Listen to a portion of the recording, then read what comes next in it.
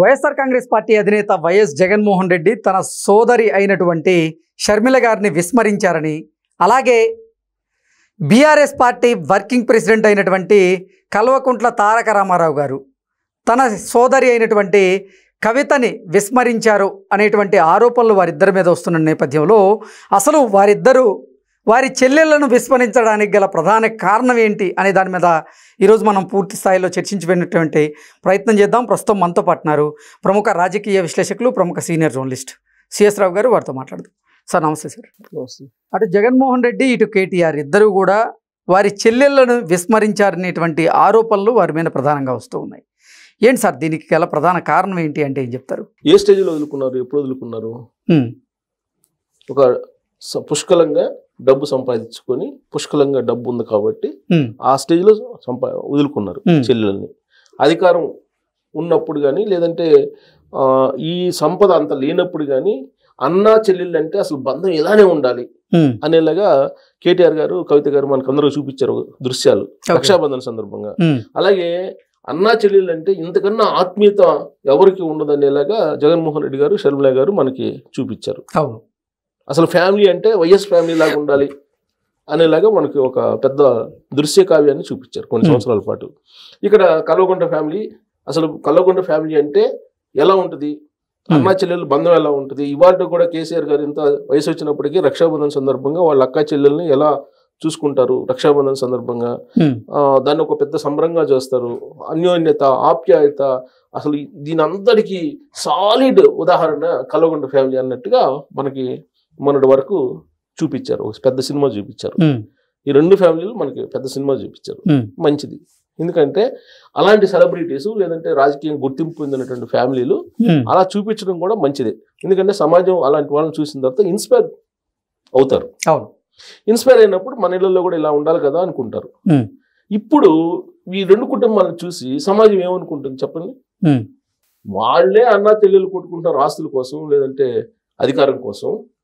మనం ఎంత అని చెప్పి అనుకోరా? ఇవాళ సమాజంలో మనం చూస్తున్నాం, ప్రభుత్వం ఇచ్చేటువంటి పింఛను 4,000 రూపాయలు లేదా 2,000 రూపాయలు, 3,000 రూపాయలు. తెలంగాణలో అయితే కొంత, అక్కడైతే కొంత ఉంది కదా ఆంధ్రప్రదేశ్లో. దానికోసం తల్లిదండ్రులు చంపేసేటువంటి వాళ్ళు ఉన్నారు కదా, మనం రిపోర్ట్ చేసాం కదా.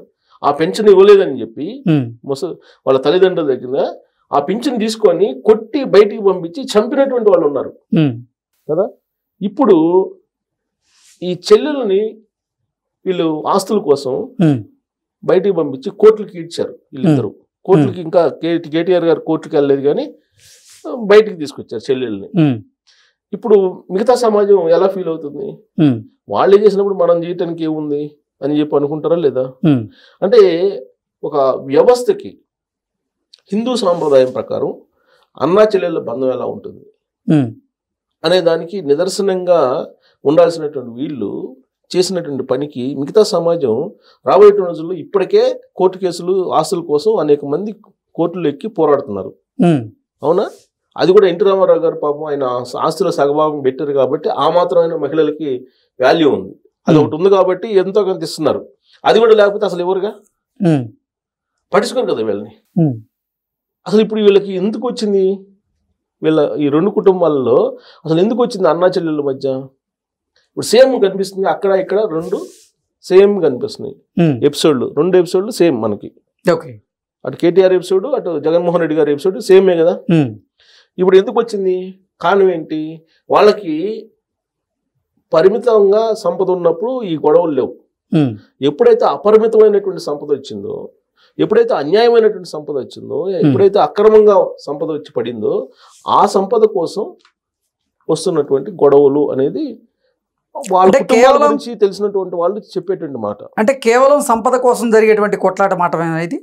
కేవలం సంపదే కాదు, సంపదతో పాటు వారసత్వ రాజకీయం, లెగసీ, వాళ్ళ ఫాదర్స్ నుంచి, వాళ్ళ తండ్రుల నుంచి వచ్చేటువంటి రాజకీయ లెగసీ ఏదైతే ఉందో ఆ లెగసీలో కూడా నాకు బాగా ఉండాలి కదా అని కోరుకుంటున్నారు. సంపద ఒకటి, ఆస్తులతో పాటు లెగసీ, ఈ రెండు మన కావాలి కదా అని చెప్పేసి అనుకుంటున్నారు. ఎందుకు? ఒక తండ్రికి పుట్టినటువంటి పిల్లలే కదా, మరి కోరుకుంటారు. కానీ ఇద్దరు ముఖ్యమంత్రులు అయ్యేటువంటి పరిస్థితి అయితే ఉండదు కదా. ఇద్దరు ముఖ్యమంత్రులు అయ్యే పరిస్థితి ఉండదు. ఇప్పుడు ఎవరి కెపాసిటీ వాళ్ళదే, ఎవరి రాత వాళ్ళదే, అది వేరే విషయం. కానీ ఇక్కడ తండ్రికి ఉన్నటువంటి పేరు, ఆ పేరుతో నీకు సంబంధం లేదని చెప్పి మహిళని, చెల్లెల్ని బయటకు పంపించడం అనేది హిందూ సాంప్రదాయం ఒప్పుకుంటుందా? ఒప్పుకోదు. అసలు చెల్లెలు కంట నీరు పెడితే ఏమవుతుంది అనేది ఈ పెద్ద నాయకులే కదా చెప్పింది మనకి. చెల్లెలు, సొంత చెల్లెలు, రక్తం పంచుకుని పుట్టినటువంటి చెల్లెలు కంట నీళ్లు పెడితే ఆ కుటుంబాలు ఏమవుతాయి అనేది ఆధ్యాత్మికంగా ప్రయాణం చేస్తున్నట్టని నీకు తెలుసు కదా, వాళ్ళు చెప్పారు కదా.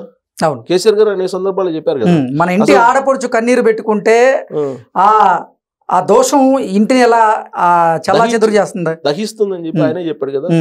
ఇంకో మూమెంట్ లో తల్లిదండ్రులు చూడకపోతే ఆ ప్రభుత్వ ఉద్యోగులకు అసలు ఇంక్రిమెంట్లు కట్ చేస్తానని కూడా ఆయనే ఒకసారి చెప్పినట్టు నాకు గుర్తు.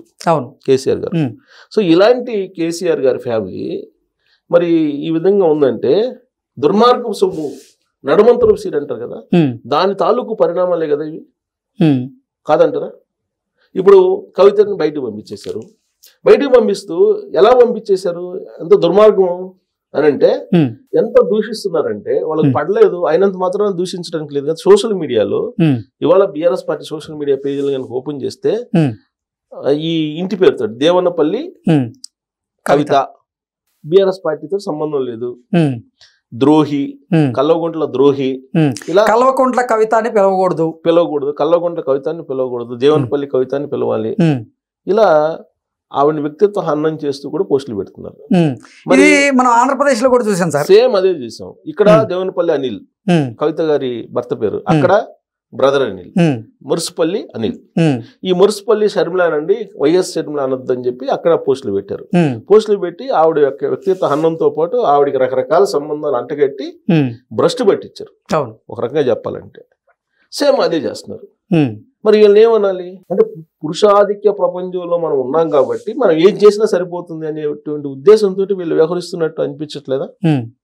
మరి ఇలాంటి వాళ్ళని తెలుగు ఆడపడుచులు, తెలుగు మహిళలు ఇంకా ఆదరిస్తున్నారు. ఇది గొప్పతనం.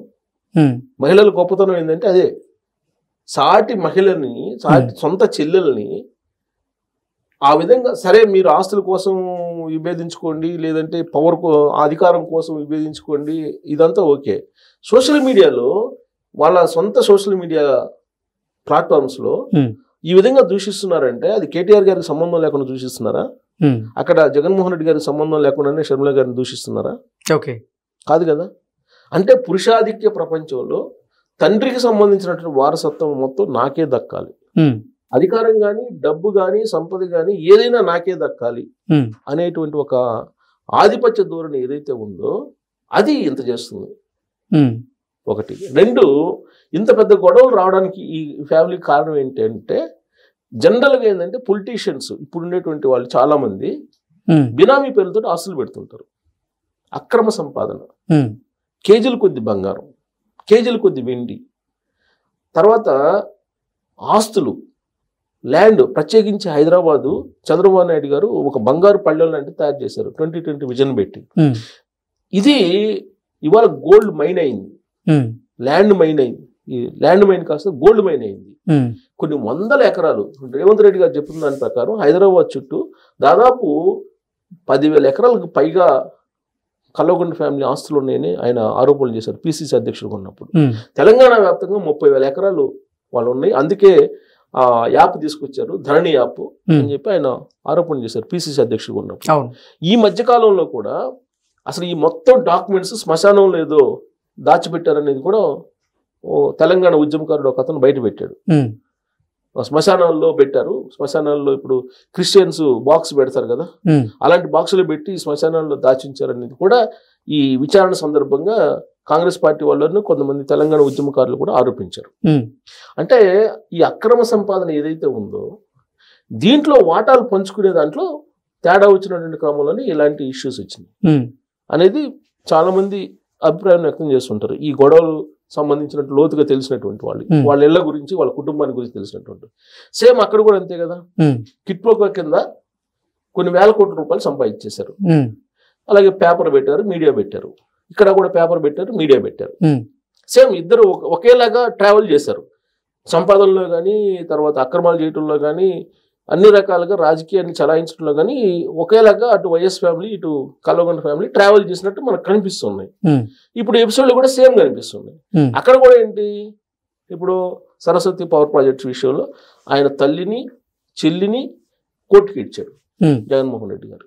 ఇవాళ ఇడుపులపై వెళ్తే ఇడుపులపాయలో తన తల్లి దగ్గరకు వస్తే దగ్గర తీసుకునే పరిస్థితి కూడా లేకుండా ఆయన నెట్టేసినటువంటి పరిస్థితి మనకు కనిపిస్తుంది ఆ విజువల్స్ చూస్తుంటే జగన్మోహన్ రెడ్డి గారు.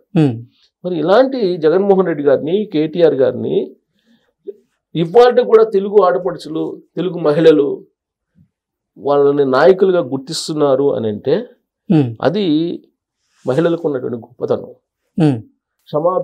క్షమాగుణం, అనాదిగా వస్తున్నట్టు క్షమాగుణం. మహిళలు ఎంత కష్టాన్నైనా అనుభవించి కుటుంబ సభ్యులని బాగుండాలని కోరుకుంటారు. అదే పురుషాధిక ప్రపంచంలో ఉన్నటువంటి నేటి సమాజంలో అన్నదమ్ములు ఎలా ఉంటారు అనేదానికి నిదర్శనం. అన్నదమ్ములు ఎలా ఉంటారు అనేదానికి నిదర్శనం ఈ 2 ఎపిసోడ్లు. ఈ ఇద్దరిని పక్కపక్కన పెట్టి చూస్తే కవల పిల్లల్లాగా కనిపిస్తారు సంస్కృతి సాంప్రదాయాల పట్ల కానీ లేదంటే వాళ్ళ బిహేవియర్ విషయంలో కానీ అనేది ఈ ఎపిసోడ్లు చూసినటువంటి వాళ్ళు ఎక్కువ మంది ఫీల్ అవ్వడానికి అవకాశం ఉంది. ఓకే. సో కాబట్టి ఇది మంచిది కాదు, ఇలాంటి ఫ్యామిలీస్లో రావడం అసలు మంచిది కాదు. ఓకే. ఫ్యామిలీస్ అన్నిట్లో ఉంటాయి ఇష్యూస్, కానీ గుర్తింపు పొందినటువంటి సమాజంలో ఒక స్ఫూర్తినిచ్చేటువంటి ఫ్యామిలీస్ అనే ఒక అభిప్రాయం ఉన్నటువంటి ఫ్యామిలీస్లో ఇలాంటివి రావడం అనేది సమాజానికి మంచిది కాదు. ఓకే. ఇది దురదృష్టకరం. కానీ ఇప్పటికి కూడా మహిళలు ఇంకా కేటీఆర్ గారిని అలాగే జగన్మోహన్ రెడ్డి గారిని ఆదరిస్తున్నారంటే వాళ్ళ గొప్పతనం. కానీ షర్మిల గారు అలాగే కవిత గారు పడేటువంటి మానసిక వేదన ఏదైతే ఉందో, కన్నీళ్ళు ఏవైతే ఉన్నాయో అవి ఏమవుతాయి అనేది నాకన్నా కూడా నీకే తెలుసు. ఎందుకంటే ఆధ్యాత్మికంగా నువ్వు కొంత చదివావు, దానికి డిగ్రీ కూడా సంపాదించావు, గ్రాడ్యుయేట్ కాబట్టి. ఏమవుతుంది నీ ఉద్దేశంలో? ఖచ్చితంగా అనుభవించక తప్పదు, కుటుంబాలు చిన్న భిన్నమవక తప్పదని. సో అలా కాకుండా కనీసం ఇప్పుడైనా వాళ్ళు ఒక రోల్ మోడల్గా ఉండాలి సమాజానికి. అన్న చెల్లెల్ని ఆదరించకుండా ఉండే అన్నల్ని ఏమనాలో ఈ సమాజం సమాధానం చెప్పాలి. లేదంటే పురుషాధిక ప్రపంచం ఇంకా కూడా స్వాతంత్రం వచ్చి ఇన్ని సంవత్సరాలు అవుతున్నా కానీ ఇంకా కొనసాగుతుంది అని అంటే మహిళలందరూ తిరగబడాల్సినటువంటి సిచ్యువేషన్ ఇవాళ. Okay. Okay sir, thank you so much. Thank you.